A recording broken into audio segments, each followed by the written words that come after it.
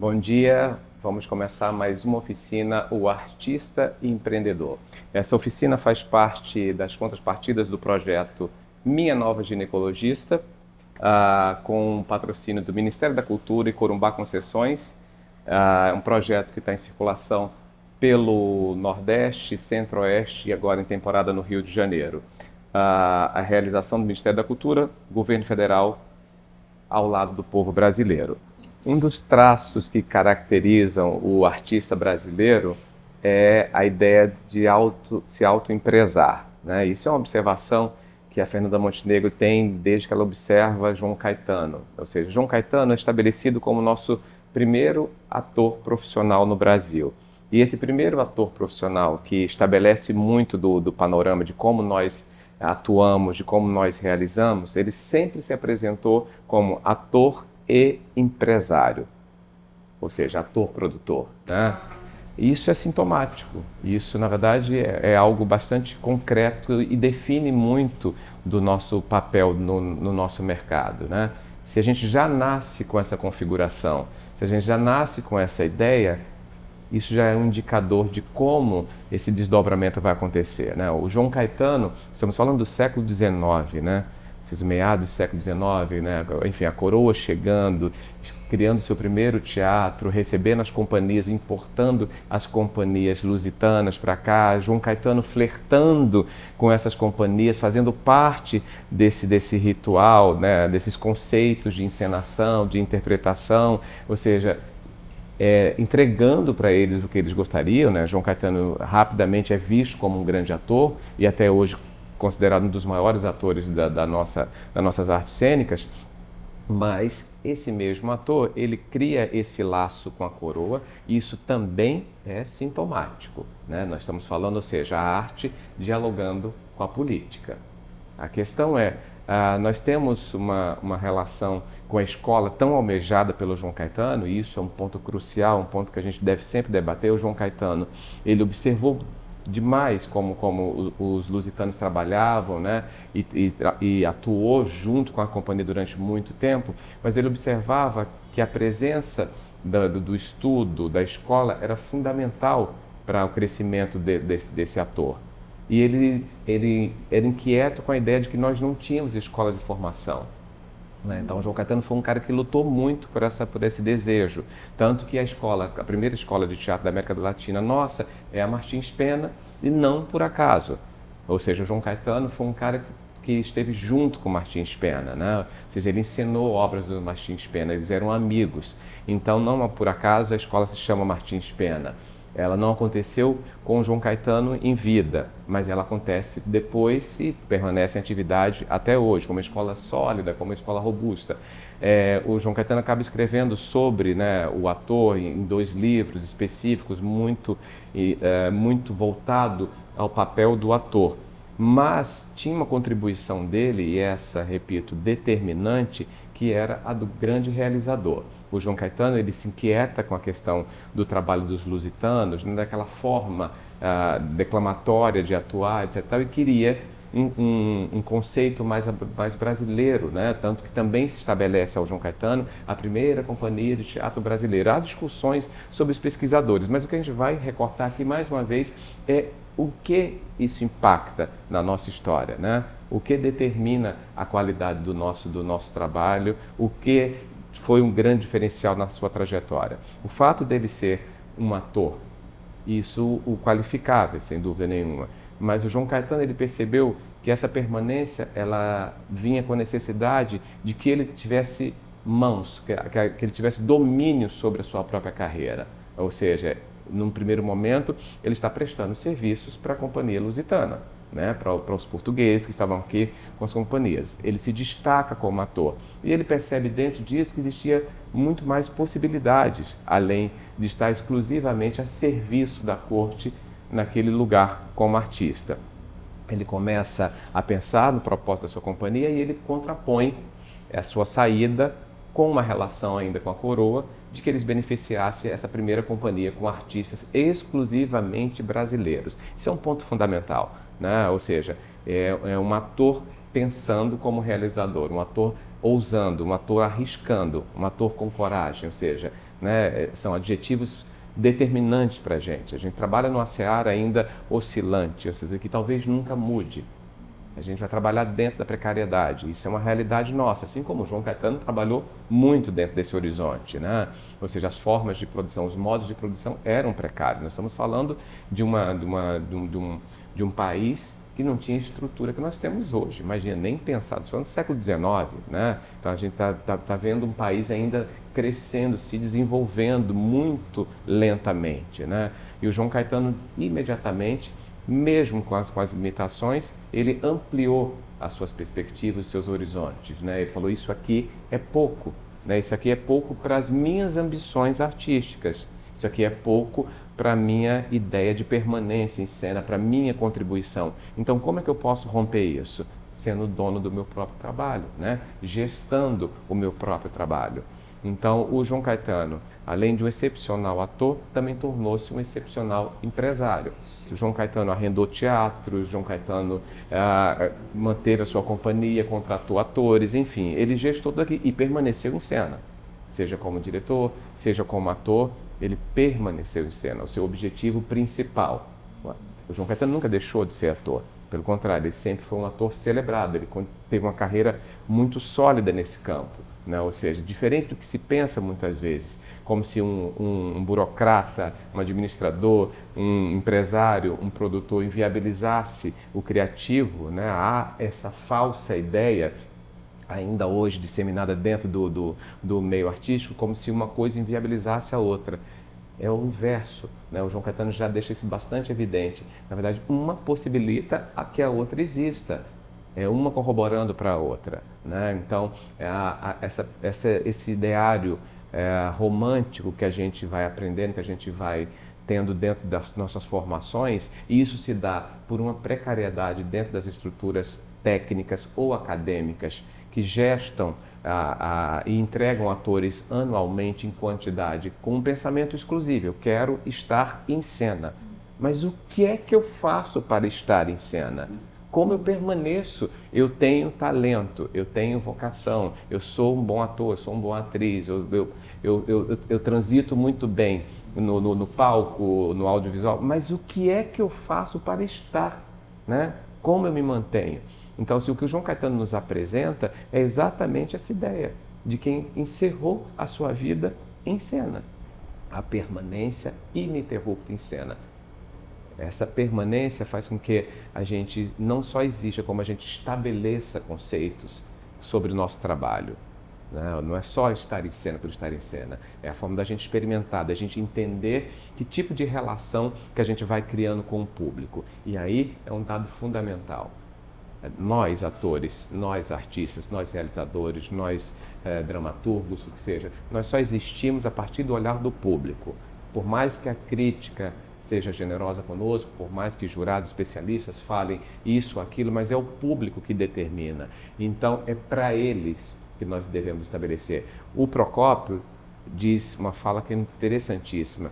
Ele fala que a carreira dele começou a deslanchar, não exatamente nessas palavras, mas ele fala que a carreira dele se modifica a partir do momento que ele para de pensar com a sua lógica e começa a pensar junto com o público, a partir da lógica do público. Então ele começa a entender o que ele deve entregar para esse público, o que esse público espera dele. E isso tudo é um estudo. Isso não acontece hoje para amanhã, né? E para que isso aconteça, é necessário que você esteja em cena. Ou seja, Procópio Ferreira fez mais de 400 peças ao longo da sua trajetória. Mais de 400 peças. João Caetano, uma infinidade de espetáculos. O que é que nós temos de referência do teatro moderno? Sandra, né? É uma regularidade. A Fernanda não aparece porque ela fez um trabalho específico. A Fernanda aparece porque ela tem uma frequência regular no teatro e aos 96 anos continua em evidência, em cena.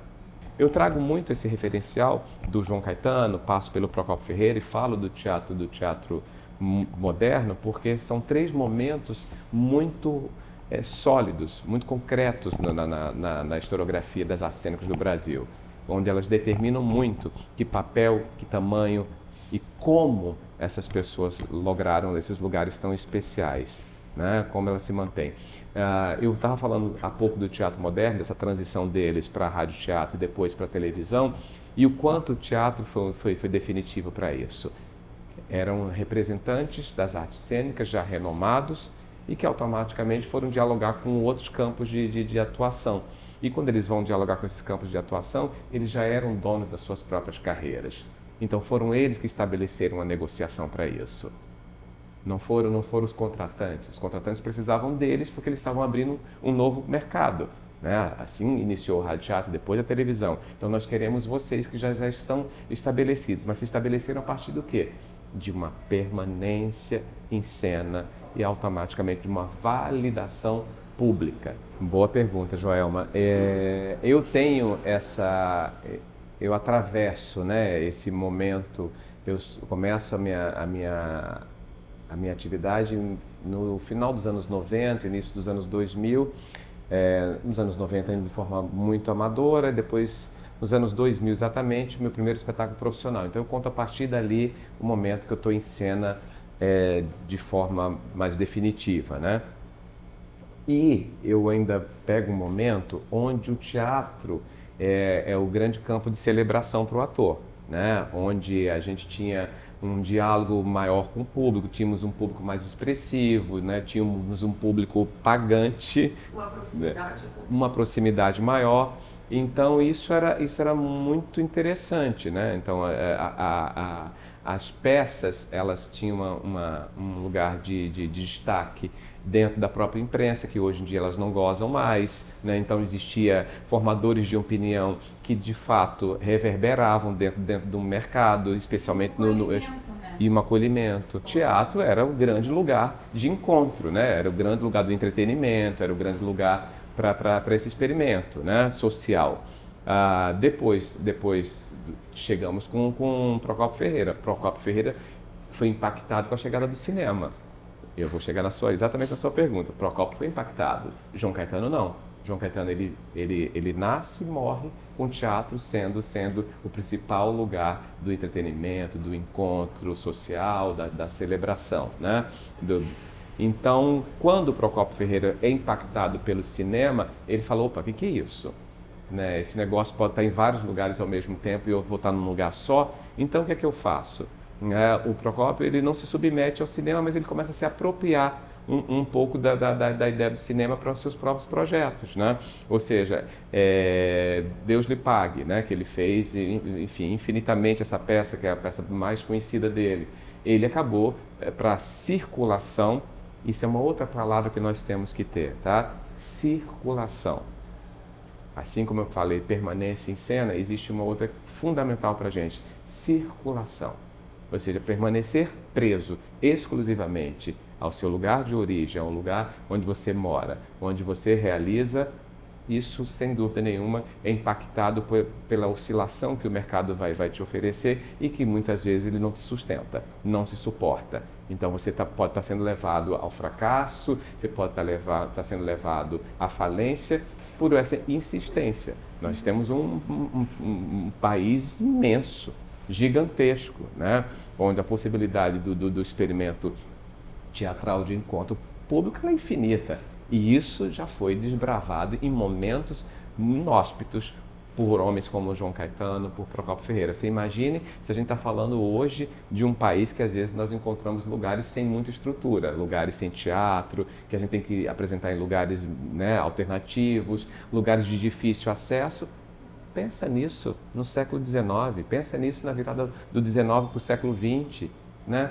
Imagina como era o acesso, os meios de transporte, a maneira de chegar nesses lugares, lugares que não tinham estrutura de saneamento direito, que não tinha estrutura urbanizada, que não tinha rodovias, era tudo infinitamente mais complexo. Só que esses caras foram desbravadores. Esses caras entenderam a profissão muito além disso aqui. É isso que eu falo, isso é o entendimento macro da profissão, né? Ou seja, nós estamos falando de pessoas que ganharam dinheiro de verdade com a sua profissão, mas por esse entendimento, por essa coragem, O que nos limita muitas vezes é o pouco entendimento das possibilidades do nosso ofício, o que fazer com ele. Por isso que eu falo que tem uma questão de carga hereditária, né? Aí eu volto lá para João Caetano, o que é que eu faço? Eu saio daqui, então. Eu vou sair daqui. Eu não posso ficar preso aqui. Né? Não posso ficar preso aqui. Se essa estrutura aqui não dá suporte, eu tenho que sair daqui. Mas aí, quando você fala das outros dispositivos, das outras possibilidades, dos outros adventos tecnológicos, que ultrapassam muito a questão só da chegada do cinema, da chegada da televisão, do rádio, que é a tecnologia na sua forma mais ampla, entendo que assim como o Procópio se assusta no primeiro momento, ele fala, eu vou flertar com isso da maneira que me convém, da maneira que me é possível, né? O Procópio não se tornou um ator de cinema, ele fez alguma coisa de cinema, né? Mas ele flertou com o cinema quando ele precisou incrementar um trabalho dele, inclusive simplificar a sua estrutura, porque o recurso audiovisual simplificou para ele e conseguiu viajar mais com isso. E ele deu para o público algo que o público estava tomando conhecimento daquela ideia. Olha, o teatro também pode ter audiovisual. Então, esse encorajamento, essa ideia do Procópio também nos deixa a certeza de que a gente não deve ignorar, a gente deve flertar com os adventos, né? E a gente está debatendo aqui o teatro porque é a arte que a gente tem mais domínio sobre elas, né? É a arte onde a gente trabalha com o essencial. Então, por isso o teatro, porque quando nos faltar todas as outras possibilidades, a gente tem o teatro. Que o que nos limita não são as escolhas. Qualquer escolha é coerente desde que ela gere frutos, né? O que o Ari fez é consistente, o que ele faz, na verdade, é consistente, né? Aquilo potencializou a carreira dele, a visibilidade dele e, inclusive, retorna em dinheiro. Sim. Que é uma geração que passa pelo teatro moderno que sempre teve muito claro isso. Dinheiro nunca foi uma questão, gente. Dinheiro sempre foi um objetivo de um bom uso das redes sociais. É o Antônio Fagundes, por exemplo. O Antônio Fagundes, em momento algum, quis mostrar a vida privada dele. Mas a coisa que ele faz, que lhe é muito caro, é a leitura. Ele pega fragmentos daquilo que ele lê e coloca pílulas ali. Aquilo virou um lugar extraordinário, que para ele dá muito prazer e automaticamente é um consumo para um tipo de público que também vai ter interesse pelo teatro. Então, assim, o Fagundes tem uma questão de lógica associada ali, você entende? Aquilo ali nada mais é que um encadeamento lógico de marketing. Né? Eu experimento sempre, porque é a palavra de ordem para quem trabalha com arte. Se você fizer arte, se você fizer cultura, se você não tem coragem para experimentar, você está fadado a um lugar que também não se projeta. Né? Que ele não há qualquer tipo de possibilidade de olhares diversos estarem encontrando isso e começarem a te eleger. Né? Porque a gente experimenta, a gente lança e automaticamente é a partir disso que a gente vai entendendo qual é o nosso público, né? Quem é que está com a gente, quem é que fala, opa, isso aqui me interessa. E a jovem pode dizer, não, isso aqui não me interessa. Né? A Mari pode dizer, isso aqui que o Lino faz também me agrada. Você, isso também não. O Bruno diz, opa, gosto muito disso. A Pri pode dizer, já também não me interessa, você entende? Mas eu tive aqui o quê? Um rompimento, 50% disse sim, opa, olha que maravilha. Tive um número expressivo aí de gente que, né, totalidade, isso é um absurdo, isso não vai existir. Né? Isso não vai existir nunca, né? Então, assim, você vai ter aí uma proporção. E aí cabe, dentro da tua lógica empreendedora de raciocínio, se você percebe que dentro disso você tem um percentual robusto e que ele tende ao crescimento, opa, eu vou ficar por aqui, pelo menos por hora, né? Ou seja, eu vou me arriscar, vou me experimentar em outras possibilidades, né? De gênero, de conteúdo e tal, mas eu já entendi, é o que o Procópio falava, né? Pensar com a cabeça do público, não pensar com a minha, né? Porque tem um aspecto que é a troca, que é o que nós estamos fazendo aqui, e tem outro aspecto que é a imposição. Ou seja, é quando eu conceituo, idealizo e eu acho extraordinário. E aí eu quero impor isso para o público. Isso vai de encontro com a questão das relações humanas. Quem aqui gosta de se relacionar com alguém que quer impor? Você se interessa por um cara que só quer impor as vontades dele na sua casa? Você se interessa por uma relação que tenta ser impositiva na tua vida? Ninguém. Né? Assim a gente tem uma relação com outro ser humano, com outra pessoa. Não tem que impor, A gente tem que oferecer, a gente oferta e a gente vê qual é a receptividade em relação com essa obra. Não por acaso nós estamos aqui no Centro Brasileiro de Teatro para a Infância e Juventude, que está aqui no CBTIG. A gente fala muito sobre questões de formação de plateia, né, e como isso descaracterizou-se dentro do Rio de Janeiro, dentro de questões impositivas, de levar público gratuito ao teatro e levar um público que tem condições de pagar e que está indo ao teatro sem pagar, enfim. Então a gente tem uma outra questão a ser debatida, mas vamos pensar aqui, já que a gente trouxe essa pauta do teatro para a infância e juventude. Esse é um teatro de completamente relevância, de absoluta relevância, né? Um teatro muitas vezes desacreditado dentro dos próprios núcleo artístico, né? Dentro do próprio universo da classe que faz teatro, que olha para o teatro para a infância e juventude como um teatro menor, né? Ou seja, tanto que a gente classifica no teatro o horário da noite, o espetáculo adulto, como horário nobre. Né? Como se não fosse nobre as outras pessoas que passam nos outros horários, como não fosse nobre o fazer um trabalho, uma realização artística. Então, mas tirando essas questões que impedem essa relação mais harmônica, o teatro para a infância e juventude ele é determinante. E ele é determinante para que a gente tenha essa extensão de um público que cresça observando o teatro, como para a questão empreendedora. Quando eu falo para vocês de repertório, de circulação, de atingir público, eu trabalho com esse mesmo horizonte, né? Assim como eu investigo o João Caetano, eu observo o Procópio, eu observo os grandes realizadores do teatro moderno, eu também me observo enquanto objeto dentro dessa dissertação que eu debati lá na Unirio. Eu tenho 20 e tantos anos de carreira, 25 anos de carreira, onde eu fui me experimentando entre gêneros, né, e tipos de públicos diversos, né, até encontrar um público mais robusto para a minha identidade. Mas isso sempre teve muito relacionado ao teatro para a infância e juventude. Isso sempre teve dentro. Eu tenho uma média hoje em dia de trabalhos, não todos em circulação, não todos em cena, mas de produção ao longo desses 25 anos, uma média de 30 espetáculos mais ou menos. Quase metade desses espetáculos foram para a infância e juventude. Ou seja, eu sempre produzi espetáculo para adulto, concomitantemente produzindo para a infância e juventude. Porque é um público que me interessa, é um público fundamental para o teatro, é um público com potencial de retorno monetário expressivo também, a gente deve pensar nessa lógica, e também um espaço de experimentação artística. Mas também existe uma lógica de como a gente pensa os nossos projetos, entende? Ou seja, o que fez a Minha Nova Ginecologia conseguir também alçar ao lugar de conseguir recursos para a sua realização foi a forma como ele foi pensada. Foi essa combinação de fatores, você entende? Ou seja, onde há diferencial. Você entende? A gente está voltando a falar coisas, a gente vai repetidamente falar em itens que são fundamentais. É o diferencial. Ou seja, quando eu falo, eu não quero montar uma peça e apresentar no Rio de Janeiro, em São Paulo, portanto, quero dinheiro para realizar isso. Ou seja, quando eu proponho para uma empresa, como foi o nosso caso, a gente propôs uma elaboração diferenciada, que atendia tanto os desejos da empresa, de chegar a lugares inacessíveis. Por exemplo, eu tive presença de plateias inúmeras, onde pessoas nunca tinham ido ao teatro e mulheres que nunca tinham ido à ginecologista. Você entende? Então, assim, eu atendi muito mais de que um movimento de levar um entretenimento, uma diversão, né?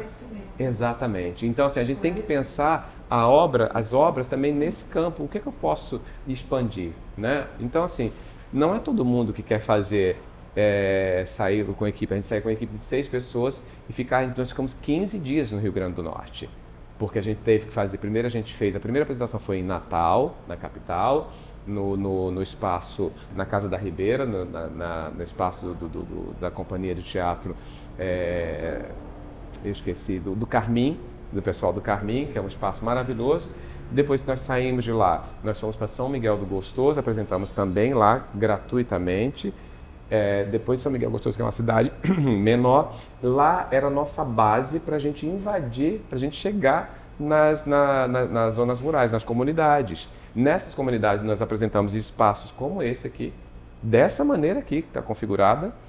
Apresentamos num bar de esquina, apresentamos a céu aberto, apresentamos de várias formas, porque tinha um propósito, tinha um objetivo maior. Quando a minha obra, quando o meu trabalho flerta com aspectos da contemporaneidade, né? Eu entendo que sensatamente o Ministério da Cultura, Lei Rouanet, quando ela quer aportar, ela quer que os projetos hoje em dia tenham características mais específicas de diálogo, de ações formativas, de contrapartidas sociais, de descentralização, né? Então isso são pautas que a gente tem que ter muito definidas quando a gente elabora um trabalho, né? Ou seja, não é só elaborar um trabalho. Eu quero uma peça para fazer uma temporada no Rio de Janeiro, minha peça é incrível, minha ideia é extraordinária, é maravilhoso, eu vou juntar Y, Z, vai fulano de tal, mais o famoso, mais não sei o que. Isso é muito pouco para a entrega hoje em dia, né? O artístico, ele deve sobressair, eu acho que o artístico deve estar dentro de um desejo,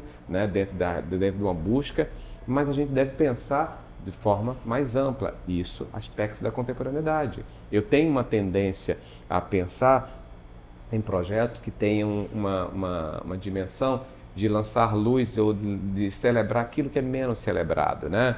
Ou seja, esse é um lugar que me interessa. Assim como me interessa levar para lugares como João Caetano fez, como Procópio Ferreira fez, como o pessoal do teatro moderno também fazia. Você entende? Eu não estou inventando nada. Quando eu digo que a gente tem uma questão hereditária, no melhor sentido, nos modos de produção, é porque de fato há. Só que a gente flerta pouco com isso, só por um detalhe específico. Nós temos uma formação artística que ela flerta exclusivamente com a ideia do criativo, com essa ideia mais abstrata, mais romântica, mais lúdica do que é a nossa profissão. E esse lugar é um lugar que entrega artistas com qualidade, mas entrega pessoas despreparadas para o mercado de trabalho. Uma consideração que eu acho muito simbólica, que é sempre uma indagação que eu tenho das pessoas quando eu estou falando isso, mas eu não consigo captar, não consigo lançar mão do edital, eu não tenho empresa, etc. São as falas mais comuns, mais recorrentes, né? Elas aparecem como se isso inviabilizasse uma ideia. Então eu trago uma reflexão sobre um pensador, um filósofo e apaixonado pelo teatro, que era o Roland Barthes, um pensador francês, que ele diz que o amador, diferente do senso comum, não é aquele que entrega algo com aspecto precário, mas sim aquele que entrega algo com paixão, com devoção, né? Então, assim, ele considerava a adjetivação, a intitulação amador como algo a ser celebrado, não algo a ser depreciado. E isso, para mim, é definitivo. E eu acredito que nós, enquanto artistas, realizadores brasileiros dentro da arte e cultura, somos, por natureza, artistas empreendedores amadores, né? O Abu Janra falava algo que foi determinante. Ele foi meu grande mestre, com quem eu convivi durante 4 anos no extinto Teatro Glória. O Abu falava: qualquer mente medíocre tem uma ideia brilhante. O genial é realizá-la. Ponto. O Abu nos provocava o tempo inteiro com isso. O tempo inteiro. O genial é realizá-lo. É isso. Então nós somos acometidos por inúmeras ideias, né? Mas o que é que eu faço com elas? Eu faço alguma coisa com elas?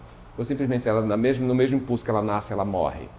Agora eu vou dar um exemplo para vocês, que isso também está na minha dissertação, que é quando a gente pensa na questão do êxito e a gente fica muito preso a essa ideia de São Paulo, Rio de Janeiro, e aí eu vou em algo que é exatamente na contramão. Eu conheci um grupo de teatro chamado Cotinha, coletivo de teatro, Cotinha, que fica no sertão central do Ceará, numa cidade chamada Banabuiú, de 18 mil habitantes. 18 mil habitantes.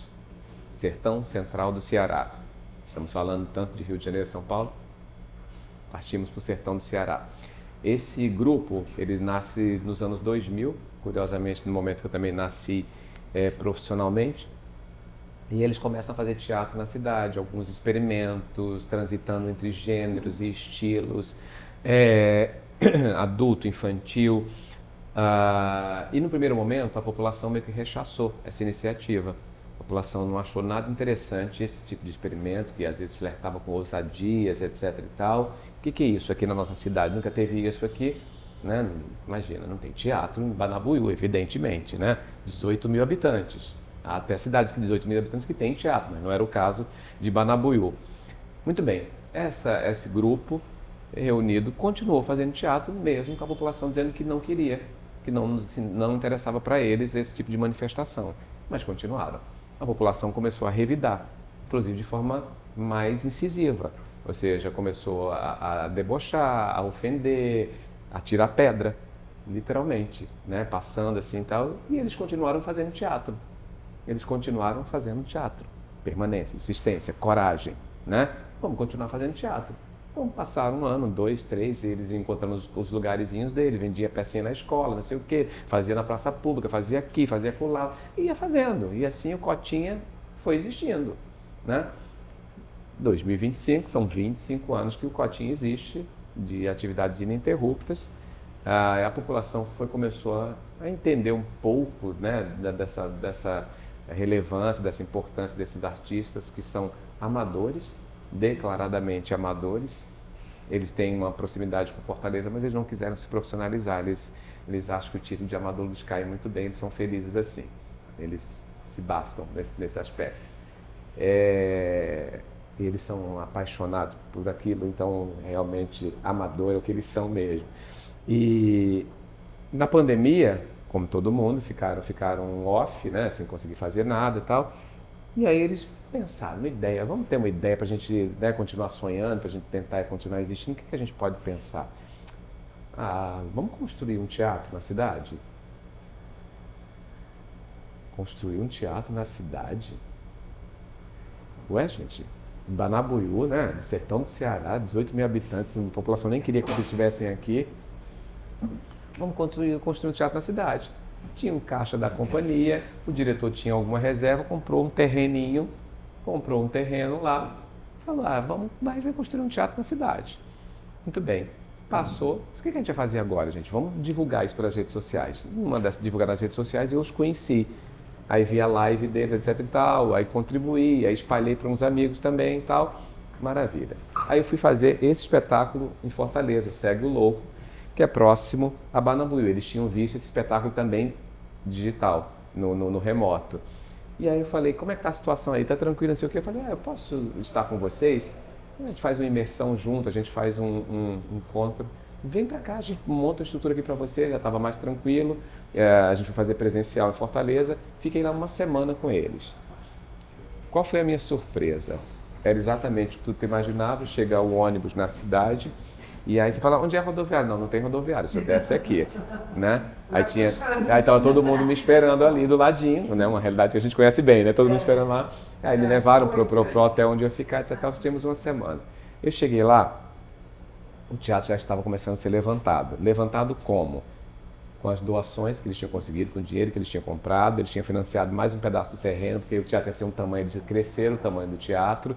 A população que outrora rechaçava, que não os queria na cidade, já tinham abraçado esse grupo, já tinham entendido a finalidade, o propósito deles e a importância disso para a cidade, para a educação, para o entretenimento, para a reflexão e para a economia da cidade. E para a economia. Inclusive todo mundo, né, político, todo mundo já tinha entendido que, esse negócio aqui tem valor, esse negócio aqui, exatamente, é aí que nós estamos chegando. E aí a população começou a contribuir. Quem não tinha dinheiro falava, vou dar um carregamento de tijolo, eu vou dar cimento. Eu sou pedreiro, eu ajudo vocês. Começaram a fazer rifa na praça de bode, de galinha, de garrote. O vereador deu um garrote pra gente, vamos fazer uma rifa. Vamos fazer uma rifa e aí a gente vai arrecadando dinheiro. E assim foi, e assim foi, e assim foi. Nós estamos falando de 2021, 22, mais ou menos, 21. Eu acho que foi 21 que eu estava lá, 2021. 2025, o teatro levantou e abriu suas portas.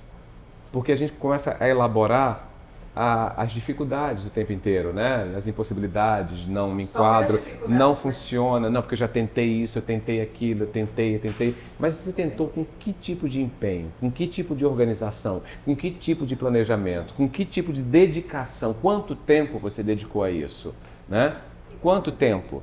Ou seja, você dedicou o tempo suficiente para isso? Porque esse tempo não é o tempo que a gente determina também. É o tempo do acontecimento natural, não está aqui sob o nosso domínio, né? A gente cria planejamento, mas o tempo vai criando a sua própria trajetória. E tem as outras coisas que corroboram com isso, você entende? Tem as coisas que vão sendo agregadas a tudo isso. Então, assim, se o pessoal de Banabuiú, no sertão central do Ceará, conseguiram levantar um teatro próprio, meus caros, com 18 mil habitantes, se eles vão conseguir manter esse teatro com a economia local e o entorno, obviamente que eles agora vão entender o entorno, porque só na cidade que tem o teatro, é porque há a possibilidade da gente sobreviver desse ofício. Eu encerro isso com a frase clássica do Antônio Abujamra: qualquer mente medíocre tem uma ideia brilhante. O genial é realizá-la. Maravilha.